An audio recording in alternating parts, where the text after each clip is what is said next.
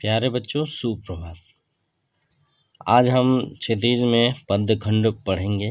अभी तक हम लोगों ने गद्य खंड को पढ़ा है एक पाठ, और आज पद्य खंड का एक पाठ शुरू करेंगे। पद्य खंड में कबीरदास को हम लोग आज पढ़ेंगे।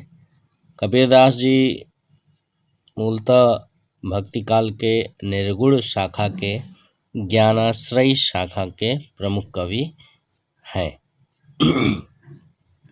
कबीर के जन्म और मृत्यु के बारे में अनेक किंवदंतियां प्रचलित हैं। कहा जाता है कि सन 1398 में काशी में उनका जन्म हुआ और सन 1518 के आसपास मगहर में देहांत हुआ। मगहर में मतलब जीवन भर वो काशी में रहे, लेकिन अंत समय में वे मगहर चले गए, क्योंकि ऐसा माना जाता था कि काशी में मरने वाले को स्वर्ग की प्राप्ति होती है और मगहर में मरने वाले को नरक की प्राप्ति होती है। इसलिए वो इस भ्रांति को तोड़ने के लिए, इस अंधविश्वास को मिटाने के लिए अंत समय में मगहर में आ गए थे।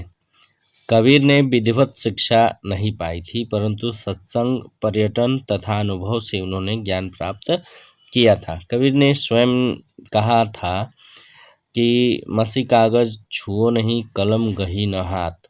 मतलब उन्होंने अपने हाथों से कभी कागज छुआ नहीं और कभी कलम को हाथ से पकड़ा नहीं, अर्थात वो पढ़े लिखे नहीं थे।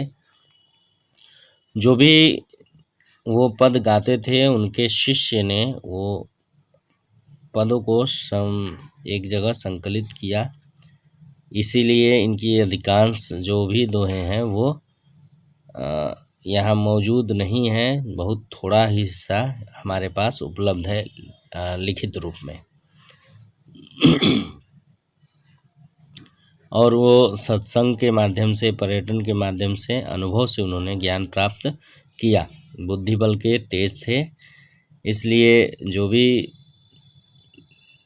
चीज़ें देखते थे उस पर वो पद तुरंत बना लेते थे। भक्तिकालीन निर्गुण संत परंपरा के प्रमुख कवि कबीर की रचनाएं मुख्यतः कबीर ग्रंथावली में संग्रहित है, किंतु कबीर पंथ में उनकी रचनाओं का संग्रह बीजक ही प्रामाणिक माना जाता है। कुछ रचनाएं गुरु ग्रंथ साहब में भी संकलित हैं। कबीर अत्यंत उदार, निर्भय तथा सद्गृहस्थ संत थे। राम और रहीम की एकता में विश्वास रखने वाले कबीर ने ईश्वर के नाम पर चलने वाले हर तरह के पाखंड, भेदभाव और कर्मकांड का खंडन किया। उन्होंने अपने काव्य में धार्मिक और सामाजिक भेदभाव से मुक्त मनुष्य की कल्पना की। ईश्वर प्रेम, ज्ञान और तथा वैराग्य, गुरु भक्ति, सत्संग और साधु महिमा के साथ आत्मबोध और जगत बोध की अभिव्यक्ति उनके काव्य में हुई है। कबीर की भाषा की सहजता ही उनकी काव्यात्मकता की शक्ति है। जन भाषा के निकट होने के कारण उनकी काव्य भाषा में दार्शनिक चिंतन को सरल ढंग से व्यक्त करने की ताकत है। यहाँ संकलित साखियों में प्रेम का महत्व, संत के लक्षण, ज्ञान की महिमा, बाह्यडंबरों का विरोध आदि भावों का उल्लेख हुआ है। पहले शब्द में बाह्यडंबरों का विरोध एवं अपने भीतर ही ईश्वर की प्राप्ति का संकेत है, तो दूसरे शब्द में ज्ञान की आंधी के रूपक के सहारे ज्ञान के महत्व का वर्णन है। कबीर कहते हैं कि ज्ञान की सहायता से मनुष्य अपनी दुर्बलताओं से मुक्त होता है। साखियाँ का मतलब साक्ष्य होता है, गवाह होता है। यहाँ पर साखियाँ उन्होंने एक तरह से सीख देने की कोशिश की है लोगों को कि किस तरह से वो जीवन जीना चाहिए। अब आगे हम लोग अगले वीडियो में व्याख्या करेंगे। तब तक के लिए धन्यवाद।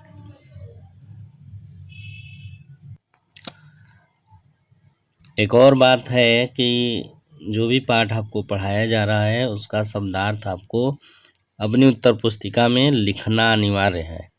तो उसे आप लिखिए, शब्दार्थ को पढ़िए, बिना शब्दार्थ के आप व्याख्या नहीं कर सकते। और क्षितिज में जो हिंदी की कापी है, हिंदी की 2 कापी आपको बनानी है, एक क्षितिज के लिए और एक कृतिका और व्याकरण के लिए। क्षितिज के लिए जो कापी बनेगी उसको 2 हिस्सों में बांट लीजिए। एक हिस्से में गद्य खंड के प्रश्न आप लिखेंगे और एक हिस्से में पद्य खंड के प्रश्न आपको लिखना है। ये नहीं कि एक पाठ आपने लिखा गद्य का और एक पाठ फिर पद्य का आगे लिख लिए। आप उसको 2 हिस्से में बांट लेंगे तो काफ़ी आसानी होगी आपको पढ़ने में भी और हमें चेक करने में भी। तो इस बात का ध्यान आप रखेंगे। शब्दार्थ मैं आज भी आपको भेज दूंगा। शब्दार्थ को अच्छे से पढ़िएगा ताकि व्याख्या करने में आपको समस्या न हो। और शेष अगले वीडियो में, तब तक के लिए धन्यवाद।